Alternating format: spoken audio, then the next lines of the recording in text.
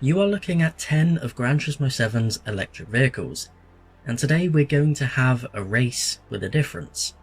We have a wide variety of cars here, from road cars to concepts to race cars.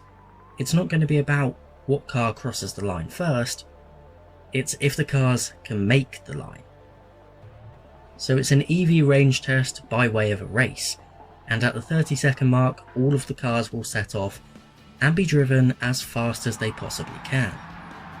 To get this to work, I've had to make individual custom races, hence that 30-second wait at the start to get the AI cars out of the way. This is just the only way I've been able to get fuel consumption, or electric consumption, on for these cars, and being electric you can only enter them in a one-make race against themselves, so unfortunately they can't all be put together.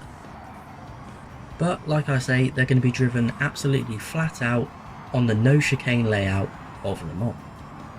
And the rules are quite simple. Of course the car's going to be going at different speeds, but the one to travel the furthest distance wins.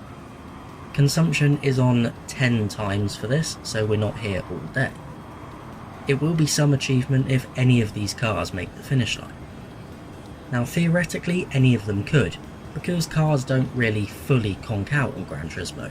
They just stop producing power and can only be driven to about 50 miles an hour, whether it's a petrol or an electric vehicle.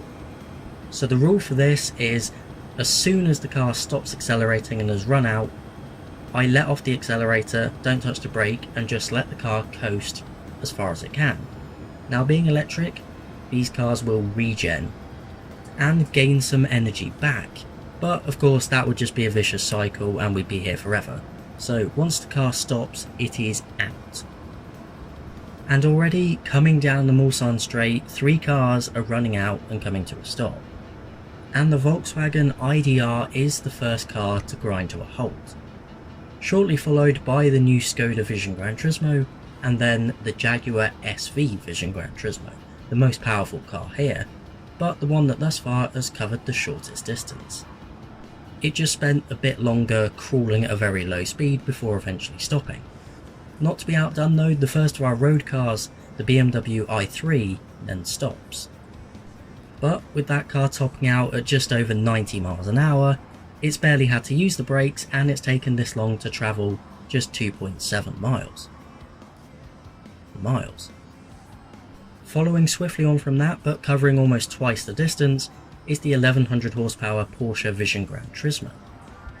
Luckily for that car however, it was on a slight decline, so it could keep on creeping a little further. Meanwhile, its stablemate, the Porsche Taycan, has also run out and is going to begin that same process, with the car slowing down to crawling pace. But this is where it got weird, because it just kind of stayed there, travelling at 3 miles an hour for the best part of 5 minutes. I've actually had to cut the footage here. It does eventually stop after just shy of 6 miles. Then one corner later the Tesla Model 3 bows out. And 0.3 miles later the Sony Honda Afeela Prototpye also stops and leaves just 2 cars remaining. Interestingly, one of those is the older Tesla, the 2012 Model S. Being slower on the straight, in real time it was further back on the track, but it eventually does go further than any other car. Well, apart from one, because as you see, the Audi e-tron Vision Gran Turismo has completed the lap, going 2 miles further than any of the other cars, and still having about a quarter of its range left. And despite the 30-second lead the AI was given, it also caught and passed the opponent car on the highest difficulty. I don't think the AI really know what to do in this situation on a 1-lap race. But yes, the Audi is victorious, being the only one to complete the 8.4 mile lap. So with energy consumption on times 10, we can just multiply the distance that each car travelled to get its full range flat out on a circuit.